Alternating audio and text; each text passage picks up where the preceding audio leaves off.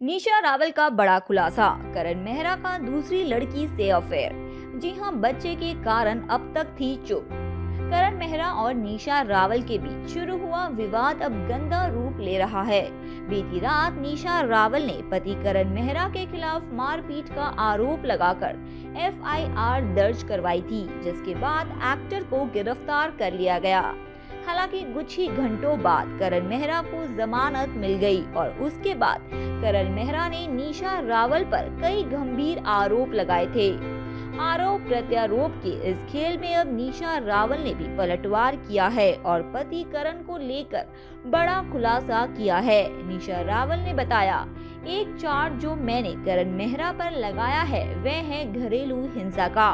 मैंने इतने सालों से इस बारे में इसीलिए बात नहीं की क्योंकि मैं समझती हूँ कि एक एक्टर के लिए उसका करियर और उसकी इमेज बहुत जरूरी होती है। ये सब ध्यान में रखने के बावजूद मुझे इस तरह की चीजें झेलनी पड़ रही थी। करण का एक्स्ट्रा मैरिटल अफेयर है। मैं अपनी शादी बचाने की कोशिश कर रही थी।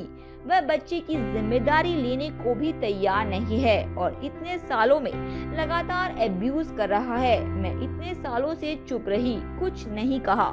मेरे पास इसका सबूत भी है। निशा रावल से जब पूछा गया कि आखिर उन्होंने इतनी देर क्यों लगाई, अब तक चुप्पी क्यों रखी, उन्होंने कहा, मैं करण से प्यार करती हूँ और अभी भी करती हूँ।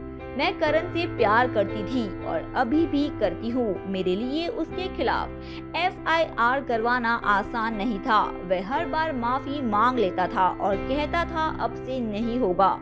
मैं भी हर बार उसे माफ कर देती थी, लेकिन मैंने फैसला कर लिया कि मैं उन महिलाओं की तरह नहीं करूंगी जो इमेज के बारे में सोचकर चुप बैठ जाए। मुझे सच बोलना होगा और अपने साथ साथ तमाम उन औरतों के लिए खड़ा होना होगा जो मेरी तरह इस नर्क से गुजर चुकी है।